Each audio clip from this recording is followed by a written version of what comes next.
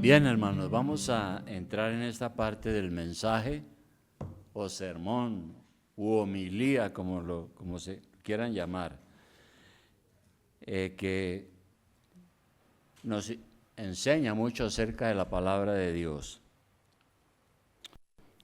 Bueno, hoy hemos llegado a un nuevo pasaje y quisiera que abrieran sus Biblias en Hebreos 3. Llegamos al capítulo 3 de la epístola a los Hebreos.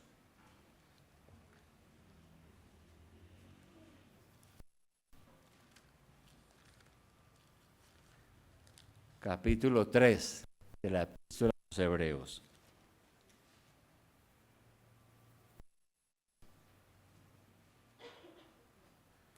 Bien, ahora recordar algunas cosas que hemos dicho.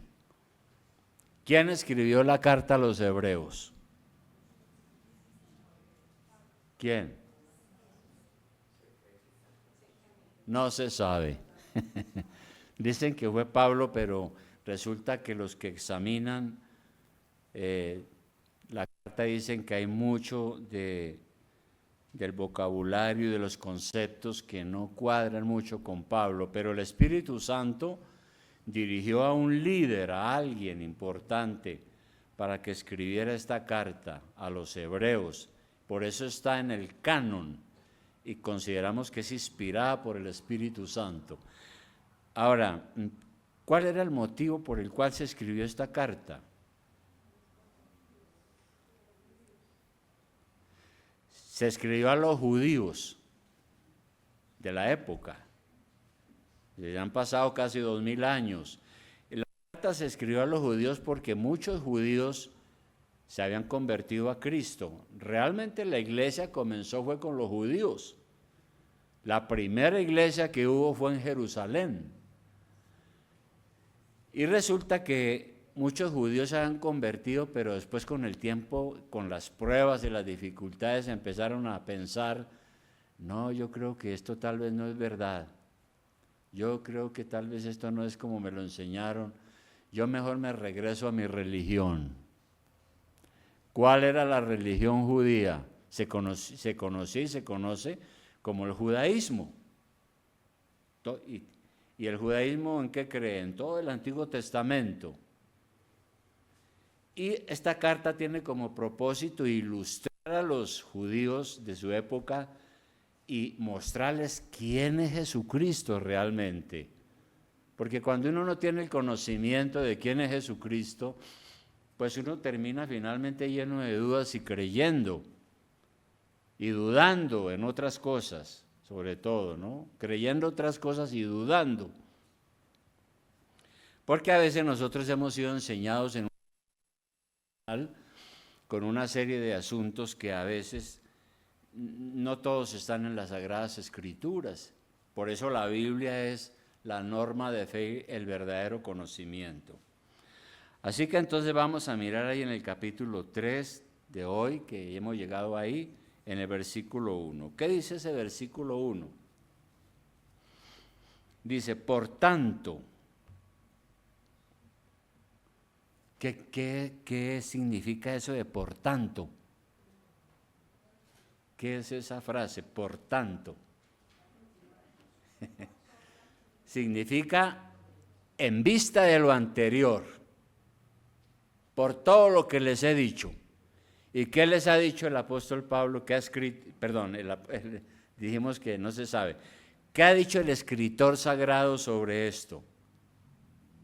Bueno, él ha venido diciendo que Jesucristo no es cualquier persona, es nada menos que el Cristo por el cual fueron creadas todas las cosas, que es superior a los ángeles, que Dios le ha dado un lugar de honor porque Él murió en la cruz por nuestros pecados, que no hay que descuidar, que Él participó como nosotros de carne y sangre, se hizo humano, Dios se hizo hombre y vino y experimentó nuestros dolores y pecados y también murió en la cruz por ellos. Y por eso aquí en el capítulo 3 llega y dice, por tanto, eso es lo que nos une, por tanto. Casi como decir, en vista de lo anterior, lo que yo ya les he explicado, ustedes que son hermanos en la fe, miembros de la familia de Dios, ustedes que son santos, porque Dios los ha llamado y los ha apartado para Él, los ha llamado desde el cielo, para que dejen el pecado y se consagren a Él. Ustedes que han tenido el privilegio de que Dios los haga partícipes de las cosas celestiales, aunque somos pecadores. Ahora que Dios los ha unido a Cristo y que ustedes han venido a participar de las bendiciones celestiales, porque el Señor Jesucristo entregó su vida por nosotros y todo lo que Él hizo, todas sus victorias, son nuestras también. Su muerte fue nuestra muerte, su resurrección es nuestra resurrección, y nos espera un lugar de descanso en los lugares celestiales, dice la Escritura. En vista de todo esto, sigamos leyendo. Dice, por tanto, hermanos santos, participantes del llamamiento celestial. Y aunque se escribió hace 2000 años para los judíos, también es para nosotros hoy, porque la palabra de Dios es eterna y permanece para siempre. Entonces aquí la Biblia nos llama hermanos santos, participantes del llamamiento celestial. Considerad al apóstol y sumo sacerdote de nuestra profesión, Cristo Jesús. Ahora, ¿qué significa esa palabra considerar?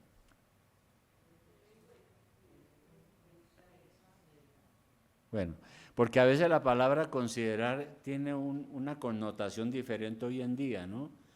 A veces la gente dice, no, considérelo, considere a fulano de tal.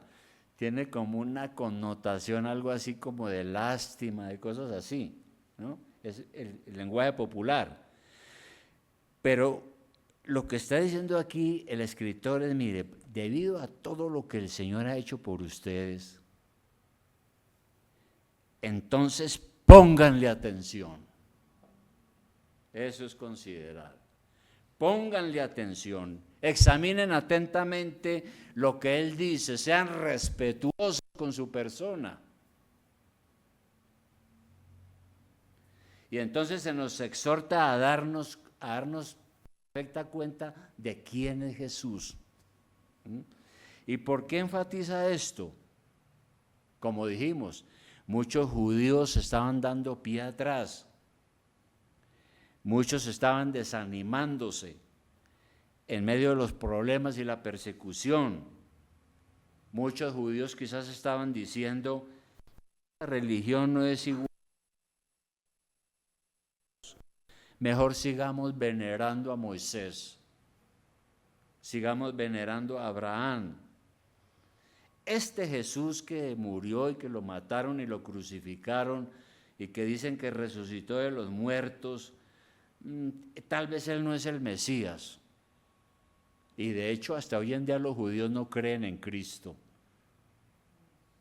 No creen que Él es el Mesías, están esperando al Mesías hasta hoy. Y así había algunos dudando en esa época.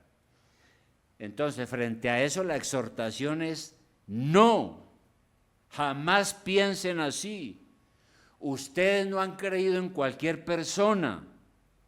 Ustedes han creído en Cristo, el Dios verdadero, aquel por quien fueron hechas todas las cosas, aquel que ha venido personalmente desde el cielo a hablarnos. Es Dios hecho hombre. Y es importante lo que Él diga. Luego entonces, aquí la carta empieza diciendo que Jesús es superior a Moisés. Leamos el versículo 2, y nuevamente leamos el 1, porque es un mensaje para usted y para mí, si somos cristianos, y para aquel entonces, claro, por supuesto. Por tanto, hermanos santos, participantes del llamamiento celestial, considerad al apóstol y sumo sacerdote de nuestra profesión, Cristo Jesús, el cual es fiel a quien instituyó, como también lo fue Moisés en toda la casa de Dios. Entonces aquí saca a colación a Moisés, ¿no? Y dice que Jesús fue superior, a pesar de lo importante que fue Moisés. Ahora, mire usted que el que escribió esta carta y escribió estas cosas fue iluminado por el Espíritu Santo para que tuviera mucho cuidado al dirigirse a los judíos. Tenía que tener la sabiduría para escribir y mucho cuidado para poder animar a estas personas que estaban dudando y evangelizar a otros que no habían creído en Cristo. Por eso él no empieza hablando mal de la religión judía, ¿no? Sino que de alguna manera él exalta a Moisés también. En los tiempos de Jesús, hablar de Moisés entre los judíos era un tema delicado, muy delicado. Porque toda la vida religiosa de un judío, sus pensamientos, sus prácticas, su religión, sus esperanzas, estaba relacionado no solo con Dios, sino con Moisés. Si usted le pregunta a un judío hoy en día, ¿quién es Moisés? Para ellos es un personaje importante, es un liberador político, un líder religioso, es un libertador, es un sacerdote, es un profeta, es todo. Sería mal hablar de Moisés con un judío. Es superior a Jesucristo, porque ellos no reconocen a Jesús como el Mesías. Pero aquí el escritor sagrado dice que no, que Jesús es superior a Moisés. Y el asunto es este: Moisés era el mediador del antiguo. El Espíritu Santo entonces guía al escritor para reconocer a Moisés, pero sin embargo mostrar la superioridad de Cristo. De manera que, ¿quién fue Moisés? Moisés fue un hombre fiel, muy fiel. ¿Qué dice la Biblia sobre él? Si usted ha leído Éxodo, y es bueno leerlo, ¿no? Dice muchas cosas de Moisés. Fue salvado de las aguas. Recuerden la historia. Ya de grande renunció a los lujos y placeres de este mundo para servir a Dios. Más adelante, sin perder de vista aquí Hebreos 3, en Hebreos 11, ¿qué dice? Hebreos 11, 24. ¿Qué dice de Moisés? El mismo autor. Hebreos 11, 24. Dice: por la fe Moisés, hecho ya grande, rehusó llamarse hijo de la hija de Faraón. Rechazó esa adopción, escogiendo antes ser maltratado con el pueblo de Dios que gozar de los deleites temporales del pecado, teniendo por mayores riquezas al vituperio de Cristo que los tesoros de los egipcios, porque tenía puesta la mirada en el galardón. Por la fe dejó a Egipto, no temiendo la ira del rey, porque se sostuvo como viendo al invisible. Entonces Moisés fue un hombre fiel, hombre de fe. Recibió de Dios la gran comisión y fue obediente y amó a su pueblo.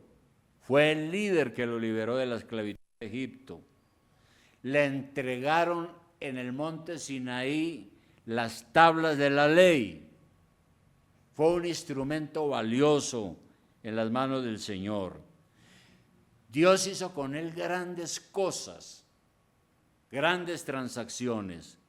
Moisés fue un profeta, un sacerdote y un rey. Toda la ley ceremonial del Antiguo Testamento fue instituida por medio de él. Moisés fue fiel e hizo todo lo que Dios le mandó para su pueblo, absolutamente todo.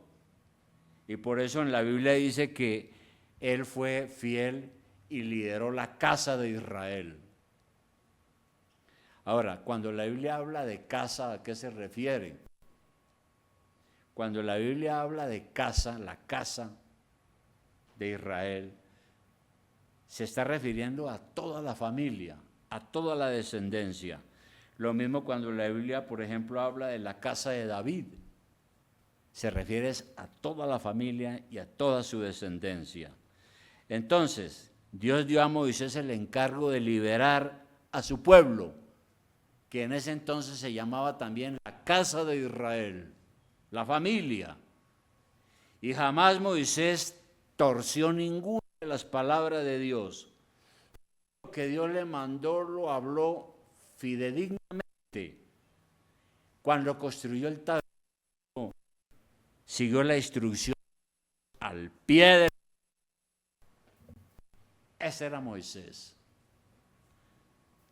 Pero a pesar de esa fidelidad, no era mayor que Jesús. Es lo que le quiere aclarar a los judíos el escritor, ¿no? ¿Por qué razón? Porque Jesús es un fundamento más sólido. Jesús es el generador de la familia de Dios. Capítulo 3. Vuelvo a leer el 2. Cristo Jesús es fiel al que le constituyó, como también lo fue Moisés en toda la casa de Dios. Porque de tanto mayor gloria que Moisés es estimado digno, está hablando de Jesús, cuanto tiene mayor honra que la casa del que lo hizo. Fue incomparablemente superior por varias razones. Moisés era un hombre, mientras que Cristo es Dios mismo. Moisés como hombre venía de Adán como nosotros y también heredó el pecado, ¿verdad? Moisés fue un hombre, Cristo fue sin pecado. Moisés fue un profeta a través del cual Dios envió su verdad, pero Cristo era la verdad misma, era la encarnación de la verdad. No, Cristo no era cualquiera hablando en nombre de otro, era Dios en persona. Moisés ejerció funciones sacerdotales, pero Cristo es el gran sumo sacerdote.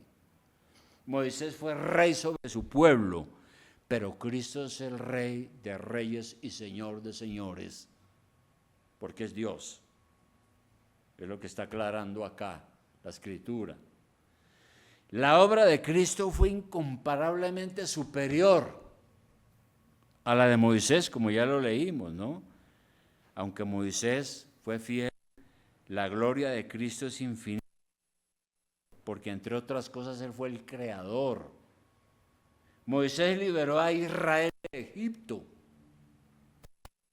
Cristo libera ahora a todo aquel que cree y lo libera del castigo eterno. Libera a su pueblo, que es la iglesia, del castigo eterno. Moisés edificó un tabernáculo terrenal donde el pueblo tenía que ir a adorar a Dios, pero Cristo está preparando un lugar para nosotros en el cielo, dice la Escritura. Moisés guió al pueblo a través del desierto hacia la tierra prometida, pero no logró entrar a mucho del pueblo. En cambio, Cristo está llevándonos ahora y está llevando muchos hijos a la gloria. Por esas razones es que la Biblia dice, pónganle atención a Jesús, consideren lo que dice Jesús, ¿no? Él es el apóstol por excelencia. La palabra apóstol, ¿qué significa? La palabra apóstol significa enviado de Dios, mensajero. Él vino para darnos a conocer la voluntad de nuestro Padre Celestial. ¿Qué es lo que quiere Dios de nosotros? Jesucristo vino a revelarnos esto. Los 12 apóstoles fueron nombrados por Él. Por eso Él es más que un apóstol. Y Dios manda que lo escuchemos a Él. En muchas partes de la Escritura dice esto. Jesús es el sacerdote por excelencia. Él nos representa ante Dios. Como nuestro sacerdote, Él está delante de Dios, habla en nombre de Dios, intercede por nosotros ante Dios, los que hemos creído en Él, porque es nuestro Salvador. Entonces lo que dice aquí el escritor es, dense cuenta del gran Salvador que tenemos. Démonos cuenta muy bien de quién es Cristo. Démonos cuenta de su majestad, su dignidad, su autoridad. Si no vemos a Cristo en toda su majestad y no hemos entendido y no hemos creído que Él es Dios en persona, Dios hecho hombre, pues estamos en peligro de que las corrientes de este mundo nos saquen del camino. Eso era lo que estaba pasando con algunos judíos en ese tiempo. Entonces tenemos que prestarle atención a Jesús, considerarlo a Él, no simplemente recordarlo de vez en cuando, sino tener nuestro corazón lleno de Él, porque Él sí es nuestro verdadero Salvador. Si esto es así, ¿por qué nosotros a veces hemos aprendido tan poco de Él? ¿Por qué le amamos tan poco? ¿Por qué confiamos tan poco en Él? Porque también a veces estamos llenos de dudas y de incertidumbre. ¿Por qué no le prestamos atención? Porque no nos hemos dado cuenta realmente de quién es Jesús. ¿Verdad? Que le estaba pasando a los judíos. De manera que si una persona tiene una medio idea de quién es Jesucristo, si lo que sabe de Cristo es lo que ha aprendido por allá en la escuela, en el colegio, o por ahí en algún libro raro, y medio tiene unas ideas un poco confusas, corre el peligro de que termine fuera de los caminos de Dios. Por eso hay que leer la Biblia, ¿no? Como lo estamos haciendo hoy. Y Jesucristo dice aquí la Escritura, Él es el Señor de la iglesia. Vamos a leer ahora el versículo 4. Dice, porque toda casa es hecha por alguno. Y casa, recordemos que quiere decir familia, ¿no? Toda casa es hecha por alguno, pero el que hizo todas las cosas es Dios. Y Moisés a la verdad fue fiel en toda la casa de Dios, como siervo, para testimonio de lo que se iba a decir. Pero Cristo, como hijo sobre su casa, la cual somos todos nosotros somos la casa de Dios ahora, en el Nuevo Testamento. De manera que aquí entonces, hablando ya como dice el Nuevo Testamento, pasa a la casa de Dios. ¿La casa de Dios cuál es? La iglesia. La familia de Dios es la iglesia, está compuesta de los hijos de Dios. Dios mora en su casa, es decir, en la iglesia, en la comunidad de sus santos. Nosotros somos la casa espiritual de Dios que se está edificando. Que Cristo es el Señor. Si miramos, no pierda de vista ahí, vamos a mirar Primera de Pedro 2:4. Primera carta del apóstol Pedro 2:4. Hay algo importante allí. Primera de Pedro 2:4 dice, ¿cuál debe ser nuestra relación con Jesús? Dice aquí, acercándoos a Él. Debemos acercarnos a Jesús por medio de la fe. Acercándoos a Él, piedra viva, desechada ciertamente por los hombres, porque lo mataron, mas para Dios escogida y preciosa. Vosotros también como piedras vivas, sed edificados como casa espiritual y sacerdocio santo, para ofrecer sacrificios espirituales aceptables a Dios por medio de Jesucristo. Aquí dice que somos la casa de Dios, la casa espiritual, somos piedras vivas y que Él es la principal de esas piedras como su fundador, ¿no? Cristo es el constructor de la casa de Dios, es decir, de la iglesia. Moisés no. Moisés fue en el Antiguo Testamento, fue un líder importante, Dios lo usó, pero hoy no. Cristo es el fundador de la casa, el generador de la familia. Moisés no fue el fundador del pueblo de Dios, fue un miembro y un líder del pueblo de Dios. Cristo no es solamente la cabeza de la familia de Dios, sino que es su fundador. Vamos a mirar Efesios 2:10 ahora, un poco atrás. Efesios 2:10.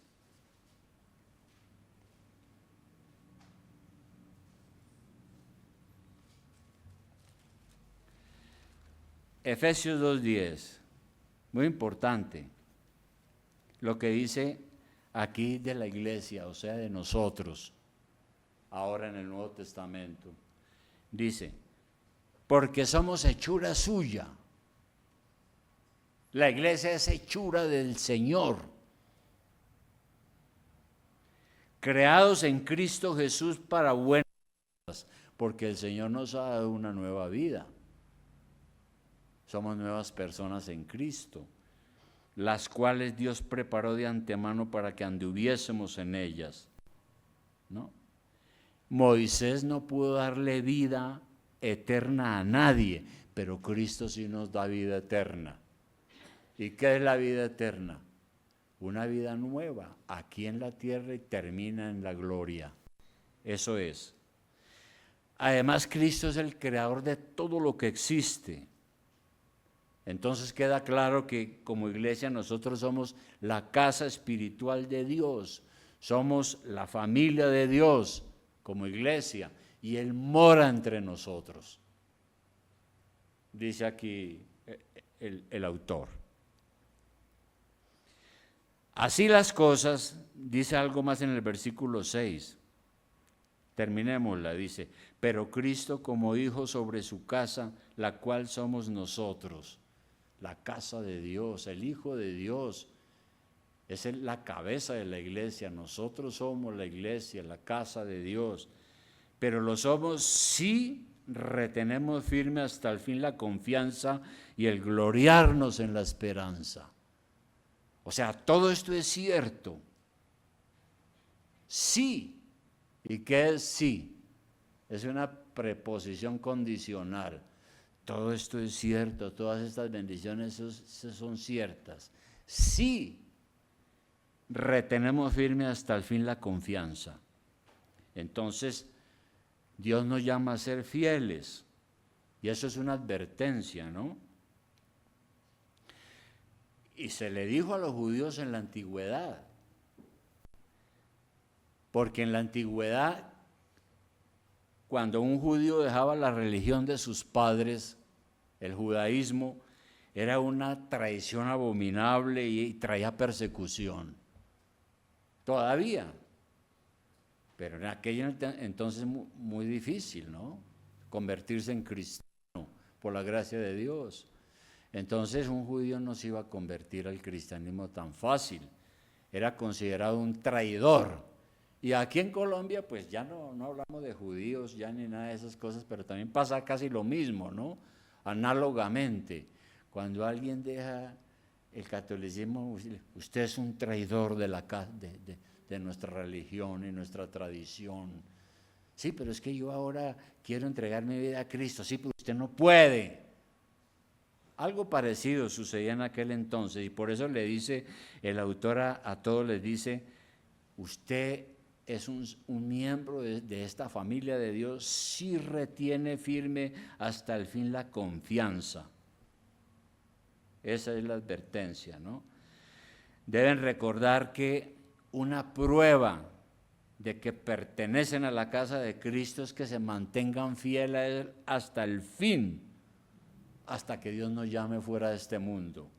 Porque nosotros estamos de paso por este mundo. Y va a llegar el día en que tenemos que irnos de acá. Cuando uno está joven, uno dice, no, uno no piensa en eso, ¿no? Una vida por delante, muchos años, yo tengo muchas cosas que hacer.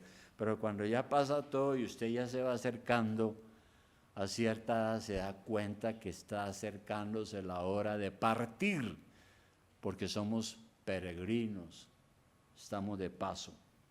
Pero tenemos que atravesar este mundo siendo firmes al Señor en el cual hemos creído.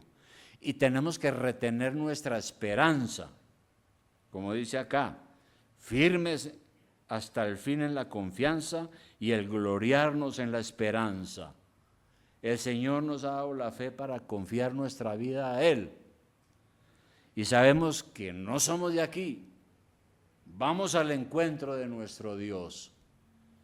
Y esa es una esperanza basada en la fe de Jesucristo. Y esa esperanza nos alegra y es importante para nosotros. Ya hemos explicado acá que ahora que hemos conocido a Jesucristo como nuestro Salvador personal, tenemos otro concepto de la muerte, de la vida, del perdón y de todas estas cosas que Dios nos ha dado. Y finalmente miremos Hechos 20:24, Hechos 20:24. Hechos 20:24. Hechos de los Apóstoles 20:24. Mire lo que decía el apóstol Pablo.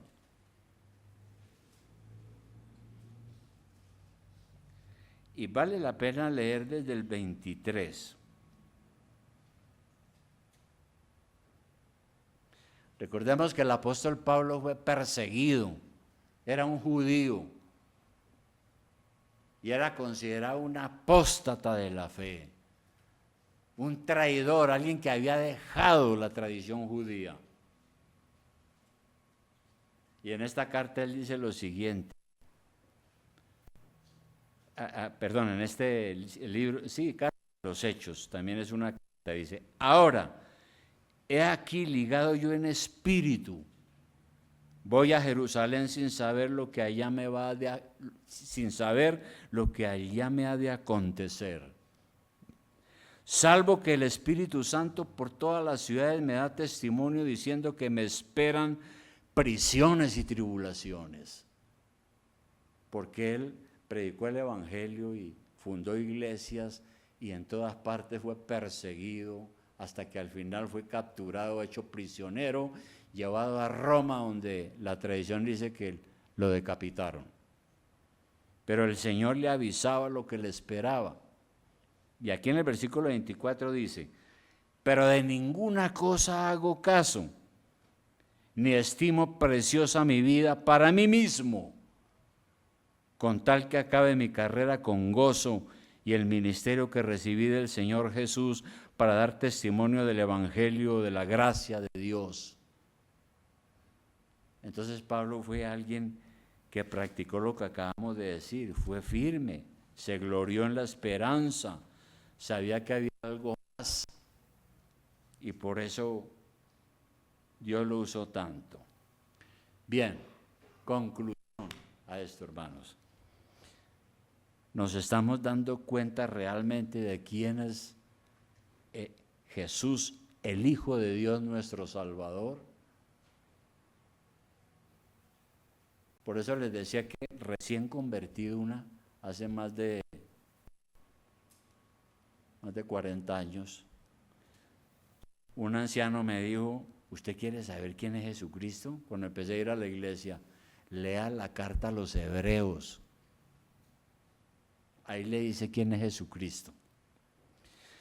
Y de verdad que sí, el Espíritu Santo nos ilumina para entender aquí leyendo todo lo que habla acerca de Jesús, nuestro Salvador.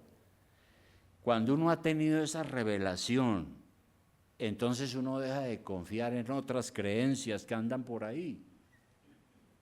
Porque cuando yo tuve esa experiencia, ya dije, Él es el único camino.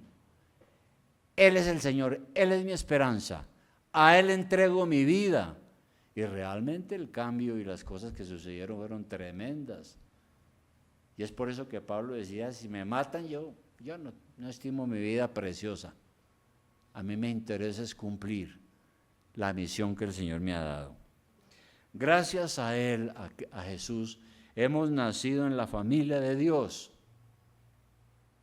Y por eso estamos aquí en la iglesia, somos la familia de Dios. Por eso nos llamamos hermanos. Él es el Señor de la casa, es decir, de la iglesia, la cual somos todos nosotros. Tenemos la responsabilidad de ser fieles y demostrar que nuestra conversión es verdadera y sincera, porque sólo así podremos retener hasta el fin la confianza en nuestro Señor. Sólo así, teniendo una conversión verdadera. En Juan 8:31 Jesús dijo algo. Juan 8:31. Miremoslo a ver. Juan 8:31. Evangelio de Juan 8:31. El Señor dijo algo en su tiempo y para usted y para mí hoy. Esto es para nosotros también hoy, no solo para ese tiempo. Juan 8:31. Dice Jesús, 8:31. Dijo entonces Jesús a los judíos que habían creído en Él: si vosotros permaneciereis en mi palabra, seréis verdaderamente mis discípulos y conoceréis la verdad, y la verdad os hará libres. Jesús le dice a los judíos: si vosotros permaneciereis en mi palabra, seréis verdaderamente mis discípulos. ¿Usted es un verdadero discípulo del Señor? Sería la pregunta. Porque Dios quiere que seamos eso, ¿no? Discípulos, hombres y mujeres. Un verdadero discípulo hace lo que su Señor le manda. Si nosotros no obedecemos el Evangelio de Jesucristo, no somos discípulos. Tal vez aprendices. ¿En qué nivel está nuestra obediencia y consagración? ¿En qué nivel? ¿Qué tanto ha crecido usted espiritualmente? Tanto en el conocimiento como en su relación con Dios. ¿Qué tanto ha crecido? Todo depende de quién es Jesús para usted. Depende de lo que usted crea en Él. Si Él no es tan importante como para ocupar el primer lugar en su vida, pues hay otras cosas que para usted van a ser mejores. ¿Verdad? Pero Jesucristo es el Señor de nuestra vida. Debe ocupar el centro, es el primero. No mi plata, ni mi profesión, ni mi vocación, ni mi trabajo, ni mi nada. Él es el primero. Eso es obediencia y consagración. ¿Por qué razón? Una pregunta. ¿Vamos a cambiar al Señor de la gloria por lo efímero de este mundo? Cuando Moisés entendió todo el llamado de Dios, él dijo: no, a mí no me interesa ser hijo de la hija del faraón. Aquí hay mucha plata, mucha comida, muchas cosas deliciosas, pero a mí no me interesa eso. Y prefirió irse con su familia, con la casa de Israel, ¿verdad? Con su pueblo. Y prefirió sufrir. Y no le importó el dinero, ni la plata, ni los lujos, ni nada. Y tuvo fe en el Señor. Y dice la Biblia que se mantuvo como viendo al invisible. Porque fe es creer lo que uno no ve. Creemos en Jesús, no lo vemos, pero Él ha hecho una cosa maravillosa en nuestras vidas. Y es por eso es que estamos aquí. ¿Voy a cambiar todo eso por las cosas de este mundo? No lo voy a hacer. Entonces, demostremos nuestra fe, confiando en Jesús y siendo fiel a Él, como dice aquí el autor a los hebreos, ¿verdad? Bueno, hermano, seguimos en esto. El otro domingo estamos en yendo versículo por versículo en esta exposición de las Escrituras, ¿no? En esta serie de sermones expositivos que nos ilustran bastante, ¿no? Creo que hoy hemos aprendido muchas cosas y salimos con una nueva visión de las cosas, tanto del Antiguo como del Nuevo Testamento. Vamos a orar. Querido Padre Celestial, gracias, oh Dios, porque tú nos has dejado este escrito, un escrito santo, que llamamos el Nuevo Testamento, que es la obra de tu gracia, enviando a tu Hijo a salvarnos, a revelarnos la verdad, a enseñarnos qué es la vida y qué es la muerte, y qué hay más allá de esta vida, a traernos la paz y el perdón de nuestros pecados, entregando su vida en la cruz y muriendo en nuestro lugar para nuestra redención. Padre, te damos infinitas gracias, Señor. Pedimos, Padre, que tú nos ayudes a ser firmes, a perseverar, a ver que solamente en ti tenemos nuestra esperanza. No hay otro lugar, porque tú eres el Dios verdadero. Dejaste tu gloria, te hiciste hombre, participaste de lo humano como nosotros. Y por eso, porque tú nos conoces, puedes ayudarnos y bendecirnos. Y por eso entregaste tu vida en la cruz para nuestra salvación. Gracias, oh Dios eterno, te damos en este día. Bendícenos, Señor, a todos con esta fe y esta esperanza. En el nombre de Jesús oramos. Amén.